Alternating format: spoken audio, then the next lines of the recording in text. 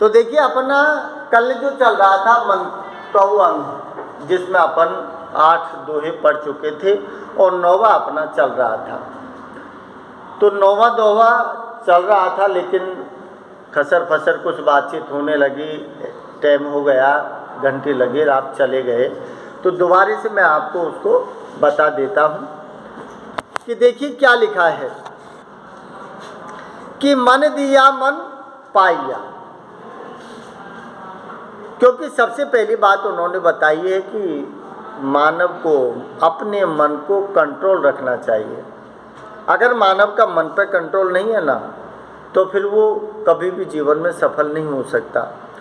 और उस मन को समर्पित जब तक वो नहीं करेगा परमात्मा के प्रति, जब तक परमात्मा की कृपा दृष्टि उसके ऊपर नहीं होगी। क्या दिया है? मन दिया मन पाया। इसका मतलब कि पहले परमात्मा को अगर तुम्हें प्राप्त करना है ना, आपको मन दिया, पहले आपको मन देना पड़ेगा, अर्थात अपने आप को समर्पित करना पड़ेगा परमात्मा के प्रति। उसके बाद में क्या दिया है कि मन बिन मन नहीं होए। मन बिन मन, इसका मतलब है कि तुम्हारे मन दिए बिना प्रभु अपने मन को आपको नहीं देगा। अर्थात उसकी जो कृपा दृष्टि है ना, वो जब तक आपको प्राप्त नहीं होगी, जब तक आप अपने मन को उनके चरणों में समर्पित नहीं कर दोगे। इसीलिए दिया है मन बिन मन नहीं होए, कि जब तक तुम अपने मन को प्रभु को समर्पित नहीं करोगे, जब तक प्रभु आपको उनकी कृपा दृष्टि है ना, वो प्राप्त नहीं होगी। क्या दिया है कि मन उन्मन उस अंड ज्यों, मन उन्मन, क्योंकि मन जो है ना चंचलता के कारण उन्मन, उन्मन का मतलब है उदास रहना। उदास रहता है मन, लेकिन उदास कब रहता है? जब मन को कोई ज्ञान नहीं है। जब मन को कोई ज्ञान नहीं है, जब तक वो क्या रहता है? उदास रहता है। और जब मन को ज्ञान हो जाता है, जिसमें क्या दिया है? उस अंड ज्यों, उस अंड, अंड क्या है? अंड मीन्स है अंडा। अंडा गोल होता है, ज्यों जिस प्रकार अंडा गोल होता है ना, उसी प्रकार शून्य की ओर इशारा किया है। शून्य, अंडा गोल है, शून्य भी गोल होती है। इसीलिए मन उन्मन उस अंड ज्यों, अंड ज्यों का मतलब है परमात्मा, शून्य का मतलब होता है परमात्मा, क्योंकि शून्य दिया है। अंड ज्यों, अंडे के समान शून्य होती है। तो फिर इसमें क्या दिया है कि मन उन्मन उस अंड ज्यों, कि जब तक तुम्हारे जो मन उदास है ना, उसको शून्य निराकार में जब तक तुम नहीं लगाओगे ना, जब तक तुम्हें क्या नहीं होगा। आगे क्या दिया है? खनल आकाशा जो है, खनल आकाशा, खनल आकाशा का मतलब है जो आकाश में ज्योति विराजमान है, किसकी? ब्रह्म स्वरूप की। जब तक वो ज्योति आपको प्राप्त नहीं होगी, अर्थात आपको उसका दर्शन नहीं होगा। तो सबसे पहले उन्होंने क्या दिया है कि जो आपका मन उदास है, उस उदास मन को आप अंड ज्यों अर्थात शून्य में लगाइए, तो आपको आकाश में बसी हुई जो ज्योति है ना ब्रह्म की, उसके दर्शन अपने आप हो जाएंगे।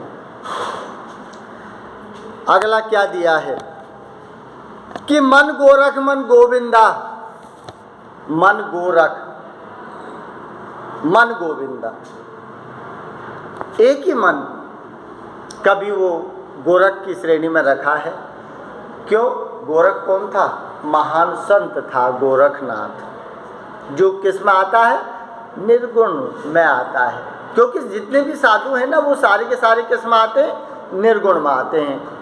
और गोविंदो, गोविंदो कौन है? परमात्मा। गोविंदा का नाम से परमात्मा दिया है।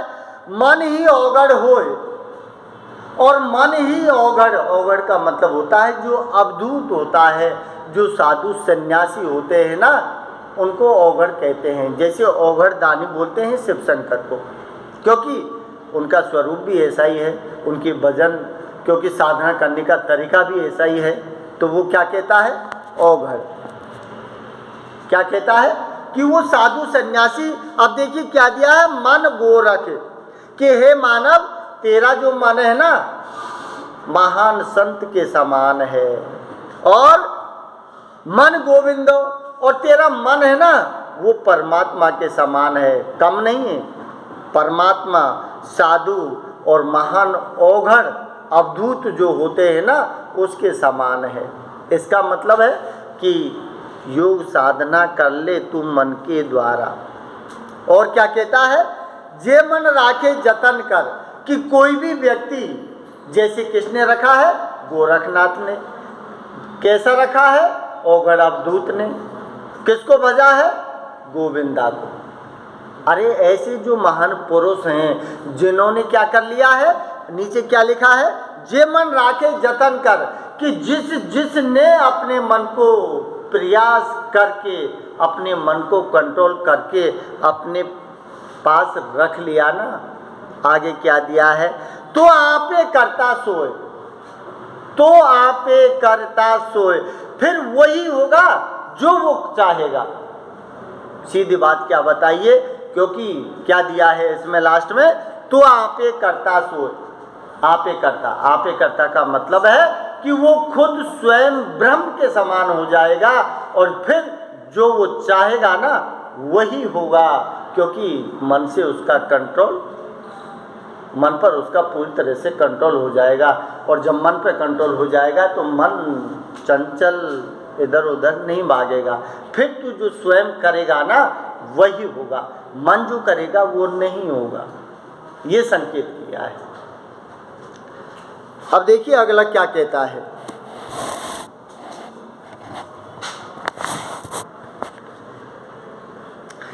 एक जे दोषत हम किया, एक जे दोषत हम किया। अब दोषत शब्द आया है, और दोषत का मतलब है दोस्त से। दोषत का मतलब क्या है, दोस्त से। कबीरदास कहता है कि एक जे दोषत हम किया, कि भैया हमने एक दोस्त बना लिया, और दोस्त किसको बना लिया, मन को बना लिया, कि एक दोस्त हमने बना लिया है, और वो कौन है, मन, जिस गले लाल कबाए, और उस मन रूपी दोस्त के गले में क्या बांध दी, लाल पट्टी बांध दी। क्या दिया है इसमें, गली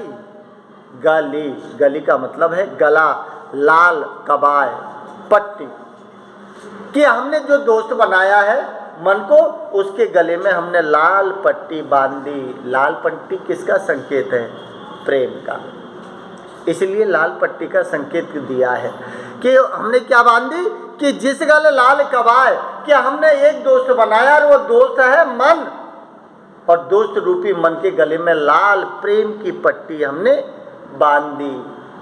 अब नीचे क्या दिया है, उस प्रेम, जो पट्टी में प्रेम का लाल रंग लगा है ना, वो इतना गहरा है, इतना गहरा कि अगर उसको सारे संसार के धोबी भी धोए नहीं तो वो साफ नहीं हो सकता, क्योंकि प्रेम का रंग इतना गहरा दिखाया है।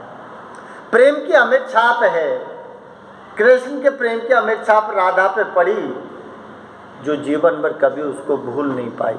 नायक नायिका का जो आपसी प्रेम होता है ना, उसकी छाप अलग होती है, वो प्रेम का रंग कभी धुलता नहीं है, चाहे पूरे संसार के धोबी ही क्यों न लग जाए। देखो इसमें नीचे दिया है कि सब जग धोबी धोए मरे, कि मैंने जो दोस्त बनाया है मन को, उस मन के गले में मैंने जो लाल रंग की पट्टी बांधी है ना, अब वो प्रेम ऐसा छना है मेरे मन रूपी दोस्त के ऊपर कि अगर उस प्रेम को संसार के सारे धोबी धो कर मर जाए ना, तब भी वो रंग नहीं हट सकता। क्या दिया है, तो भी रंग न जाए, फिर भी वो रंग नहीं हट सकता। इसका मतलब है कि अब मैंने पूरी तरह से मन पर कंट्रोल पा लिया है और प्रेम से उसको संभाल लिया है, इसलिए अब मेरा वो क्या बन गया, दोस्त बन गया। प्रेम की महिमा का बखान किया है क्योंकि प्रेम की महिमा का बखान तो स्पष्ट कबीरदास जी ने, जो मैंने अभी आपको बताया कि पोथी पढ़ पर जन्म हुआ, पंडित भयानक होए और ढाई आखर प्रेम का पढ़े सो पंडित हो, कि वो विद्वान उनको नहीं मानता। कबीरदास जो रामायण महाभारत पढ़ते हैं वो विद्वान किसको मानता है? कि जो आदमी प्रेम की महिमा का बखान समझता है, महिमा समझता है, महानता समझता है प्रेम की, वही आदमी को मैं पंडित मानता हूँ। पंडित का मतलब है विद्वान से। विद्वान उसको नहीं मानता जो रामायण महाभारत पढ़ते हैं, उनको नहीं मानता हूँ मैं। क्योंकि परमात्मा सिर्फ किसका भूखा दिखाया है? प्रेम का। और परमात्मा सब जगह कण कण में निवास होता है परमात्मा का। इसीलिए कबीरदास ने क्या कहा था कि कस्तूरी कुंडल बसे मृग ढूंढे वन माही, और ऐसे घटघट राम है दुनिया देखे नहीं। दुनिया जानती है, जानते हुए भी अनजान बन जाती है। जैसे कस्तूरी के अंदर कस्तूरी कुंडल बसे, कि जो मृग होता है ना, उसकी नाभि के अंदर कस्तूरी बसी हुई होती है, लेकिन उसको महसूस नहीं होता कि ये खुशबू कहाँ से आ रही है। इसीलिए वो वन वन भटकता है उस खुशबू के चक्कर में, और जहाँ भी वो जाएगा वो नाभि में होने के कारण खुशबू उसके साथ जाती है, लेकिन वो महसूस नहीं कर पाता है कि ये मेरे अंदर है। ठीक उसी प्रकार प्रत्येक आदमी के हृदय में भगवान बसा हुआ है, लेकिन उसको देखते देखते कभी कैलाश जाता है, कभी काशी जाता है, कभी प्रयाग जाता है, कभी हरिद्वार जाता है, और जीवन भर कस्तूरी के मृग की तरह वो भटकता रहता है। तो इस तरह से प्रभु की हर जगह सर्वत्र उपस्थिति दिखाई है, लेकिन उसको पाएगा कौन? जिसको ज्ञान हो। अब देखिए क्या दिया है आगे। पानी ही ते पातला, धुआं ही ते झीण, पवना बेग उतावला, सो दो सत कबीर की। मन की स्थिति का वर्णन किया है उन्होंने कि पानी ही से पातला। अरे पानी से पतली कोई चीज है क्या? नहीं है। लेकिन मन को क्या माना है? पानी जो सबसे तरल पदार्थ है उससे भी पतला मन को माना है। क्या दिया है कि पानी ही से पातला, धुआं ही से झीण। और धुआं भी ज़्यादा गाढ़ी नहीं होती, ज़्यादा गाढ़ी हो जाती है, कभी कभार ज़्यादा इकट्ठी हो जाती है। तो झीण शब्द दिया है। झीण, झीण का मतलब होता है जो पारदर्शी होती है, जो धुंधला धुंधला थोड़ा थोड़ा इस पार से उस पार दिखाई दे जाता है। तो धुआं किसी तरह झीण माना है मन को, और किसकी तरह माना है? पानी से पतला माना है मन को। और आगे क्या दिया है? पवना बेग उतावला। पवना बेग उतावला, कि वो जो मन है ना वो पवना, पवना मीन्स पवन, पवन से भी उतावला है। अर्थात कि पवन की गति नहीं है जितनी गति तेज मन की है। मन बहुत स्पीड से दौड़ता है, थोड़ी देर में सब जगह घूमकर आपके अंदर प्रवेश कर जाएगा। इसलिए उसको क्या माना है? पानी से पतला माना है, और धुआं से भी झीण माना है, और पवन से भी तेज गति वाला माना है। तो क्या कहता है? सो दो सत कबीर की। सो दो सत, सो दो सत का मतलब है कि कबीरदास जी कहता है कि ऐसे मन से मैंने क्या कर ली?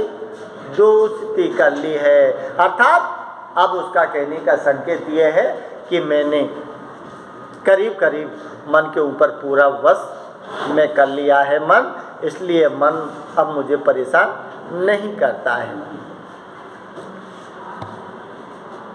अब देखिए आगे क्या दिया है।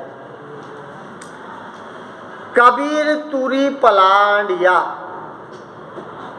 चाबुक लिया हाथ, दिवस थका सोई मिलो पीछे पड़ी रात।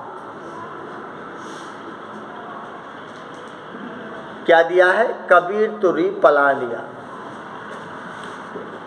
मन को किसके समान दिखाया है? तुरी। तुरी का मतलब जानते हो? तुरंग जानते हो? तुरंग, तुरंग शब्द घोड़े से जुड़ा है, इसीलिए तुरी शब्द आया है। तो तुरी का मतलब दिया है घोड़े से, क्योंकि मन जो है ना, जो मन का घोड़ा है वो बहुत तेज दौड़ता है। इसीलिए उन्होंने क्या दिया है, कबीर तुरी पलांडिया। कबीर दास जी कहता है कि हे मानव, जो मन रूपी घोड़ा है ना, इसको थोड़ा सा कंट्रोल में रखो, इसको ज़्यादा ढीला मत छोड़ो। क्योंकि एक बार ये मन दौड़ने लग जाता है ना, तो फिर ये दौड़ेगा, ये दौड़ेगा, ये रुकेगा नहीं। इसलिए मन के ऊपर कंट्रोल करने की ओर इशारा किया है। क्या दिया है? चाबक लिया हाथ। अगर ये दौड़ता है तो फिर चाबक हाथ में ले लो, जब दौड़े जब ये कनपटे दे दो, है। इसलिए वो दौड़ने से क्या होगा, रुक जाएगा। और जब तुमने अगर चाबुक नहीं मारा और लगाम को ढीला छोड़ा तो तुम्हें भी पटिक जाएगा और घोड़ा भाग जाएगा। इसीलिए उस घोड़े की तरह किसको माना है? मन को माना है कि कबीर तुरी पलांडिया चाबक लिया हाथ, कि जो हे मानव, कि जो ये घोड़ा रूपी मन है ना, इसको अपने कंट्रोल में रखिए। अगर कंट्रोल नहीं होता है तो फिर चाबुक हाथ में रखिए। वैसे कंट्रोल नहीं तो चाबुक से इसको कंट्रोल कीजिए। और क्या कहता है कि दिवस थका सोई मिलो। अब क्या होगा? दिवस थका, क्योंकि हे मानव दिवस थका, दिवस थका का मतलब है कि अब दिन का समाप्ति की ओर इशारा है। अब ये दिन का समाप्ति की ओर किसका है? जीवन रूपी दिवस। कौन सा दिन है? जीवन रूपी दिवस की ओर इशारा किया है, क्योंकि इसमें क्या दिया है? दिवस थका, कि जो दिन है ना, दिवस का मतलब दिन, थका मीन्स कि दिन का अवसान होने वाला है, दिन समाप्ति की ओर जा रहा है। तो उसका मतलब क्या है कि जीवन रूपी जो दिवस है ना, वो भी समाप्ति की ओर इशारा है। तो फिर क्या कर कि सोई मिलो, कि कब ये जीवन रूपी दिवस समाप्त हो जाए, इससे पहले पहले सोई मिलो, कि उस परमात्मा के दर्शन कर ले जिंदे रहते हुए। अगर नहीं करना चाहता तो आगे क्या दिया है? पीछे पड़ी ही रात, अर्थात तेरे पीछे कौन पड़ी है? क्योंकि जब दिन जाएगा तो रात ही आएगी, उजाला नहीं होगा। इसीलिए कि जीवन रूपी दिवस है ना, ये तेरा समाप्त होने वाला है। और इसके पीछे क्या आने वाली है? मृत्यु रूपी रात आने वाली है, जो फिर तुझे कभी दर्शन नहीं होंगे परमात्मा के। इसलिए उसने अपने मन को कंट्रोल करते हुए ये सारी चीज़ें बताई हैं। अब देखिए आगे क्या कहता है। मनुआ तो अधर बसा, मनुआ तो अधर बसा, क्योंकि मन जो है उसकी गति भी बहुत तेज दिखाई है, उसका स्थान भी बीच में दिखाया है, न ऊपर टिका है न नीचे टिका है। समझ रहे हो आप? मन का मतलब आदमी के हृदय में जो न नीचे टिका है न ऊपर टिका है, मन अधर बसा है। क्या दिया है कि मनवा तो अधर बसा बहुतक झीण होए, कि ये मन ऐसा है जो पानी से भी पतला झीण दिखाया है। और ये कहाँ बसा है? अधर लटक रहा है, न ये आकाश में है न ये धरती में है, बीच में मनुष्य है, उस मनुष्य के अंदर ये लटका हुआ है। अब क्या दिया है कि आलोकत सच पाइया। इस मन के विषय में मानव कब पहचानेगा? आलोकत सच पाइया, जब मानव को ज्ञान, प्रकाश रूपी ज्ञान की प्राप्ति हो जाएगी ना, तब इसका सच पता लगेगा। क्या दिया है? आलोकत सच पाइया। अरे ये अधर में लटका हुआ है, इसको पता नहीं है परमात्मा कौन है, लेकिन जब इसको प्रकाश रूपी ज्ञान की प्राप्ति होगी ना, तो आलोकत सच पाइया। तो आलोकत, आलोकत का मतलब है प्रकाश से, प्रकाश का मतलब है ज्ञान से, कि जब इसको ज्ञान होगा ना, तब इसको सच्चाई का पता लगेगा कि सच्चाई क्या है, सत्य क्या है और झूठा क्या है। तो क्या दिया है, कबम न न्यारा सोए।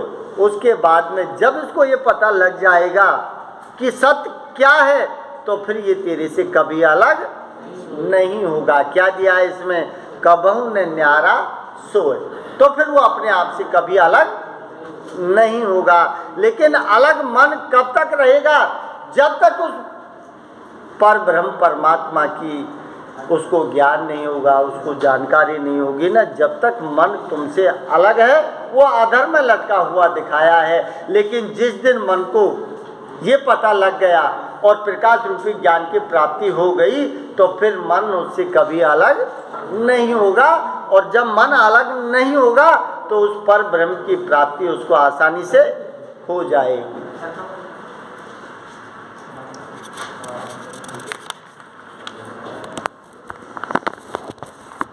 अब देखिए अगला क्या कहता है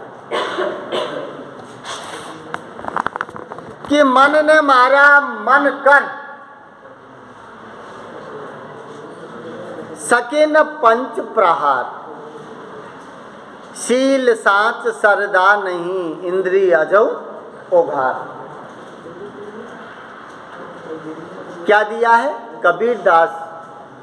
कबीरदास संकेत करता है, कबीरदास संकेत करता है कि मन ने मारा मन कर, कि हे मानव कि तूने तेरे मन को मन कर, अपन कहते हैं ना कि मन कर मार, शब्द अपनी भाषा का है ना, मन कर मारना, इसका मतलब बहुत ज़्यादा मारना।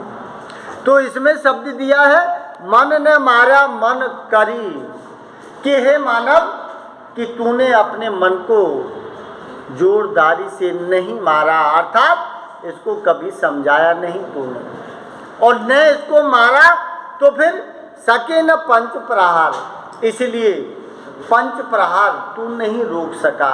ये पंच प्रहार कौन कौन से हैं, क्या दिया है कि सके न पंच प्रहारी, कि जो पंच प्रहारी हैं उनके प्रहार से तू नहीं बच पाएगा। क्यों, क्योंकि तूने तेरे मन को मारा नहीं है। अब ये पंच प्रहारी कौन है, काम क्रोध लोभ मोह माया, यही तो आदमी को मारते हैं और यही मोह माया में फंसाते हैं। क्योंकि माया एक ऐसी चीज़ है जो आदमी को अपने जाल में धीरे धीरे मीठी मीठी बोलती है, और मीठी मीठी बोलती है, उसी के साथ में अपने उसको फंसा लेती है अपने जाल में। क्यों, कबीरदास ने लिखा है कि माया महा ठगनी हम जानी, और त्रिगुण फांस लिए कर बोले डोले मधुर वाणी। समझ लो, क्योंकि माया मीठी मीठी बोलती है और त्रिगुण जो त्रिशंकु है उसको साथ लेके चलती है, और उस माया के जाल में मानव को फंसा लेती है, और उसके बाद में मनुष्य उसमें उलझ जाता है। फिर वो निकलना चाहे ना, तब भी वो नहीं निकल पाता है। इसीलिए पंच प्रहरी शब्द दिया है। पंच, पंच माने पांच, पांच कौन, लोभ मोह माया और जो दिखाया है ना, इनको पंच प्रहरी, इनकी चोर दिखाई है मानव के ऊपर कि इनसे तू नहीं बच पाएगा। नीचे क्या दिया है, शील साच सरदा नहीं।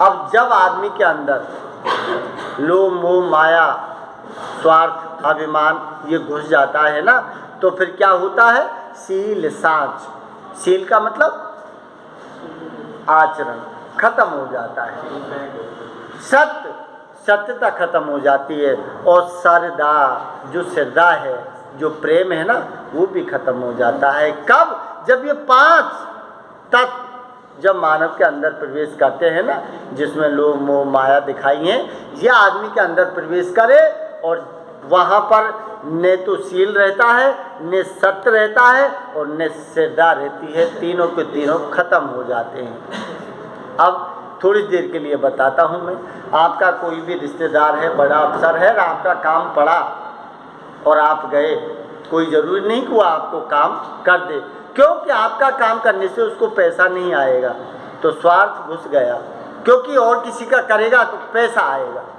तो फिर जहाँ लोभ मोह माया घुस जाता है ना, तो वहाँ ये तीनों चीज़ जिसमें शील शांत और शारदा ये प्रवेश नहीं करती हैं। इसीलिए उसने पंच प्रहरी जो लोभ मोह माया है ना, इन सबसे दूर रहने की ओर संकेत किया है। और आगे क्या लिखा है? इंद्रिय अजम उगारी, इंद्रिय अजम उगारी कि जो इंद्रिय हैं, क्योंकि मानव किनके वशीभूत रहता है? इंद्रियों के वशीभूत रहता है। और इंद्रिय जिसमें सारी चीज़ हैं, आपके आँख कान नाक ये सारी इंद्रियों में आती हैं।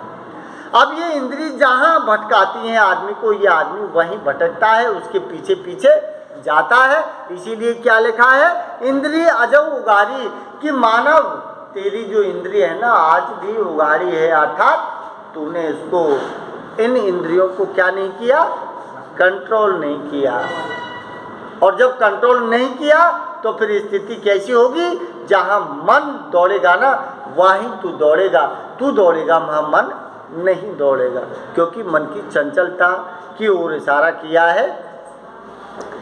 अब देखिए आगे क्या कहता है, मैं मनता मन मारे रे, मैं मनता मन मार रे नाना कर कर पीस, तब सुख पावे सुंदरी भ्रम झलके शीस। मैं मनता सुना है, मैमता दिया है, यहाँ इसमें मैमता। अब ये मैमता क्या है?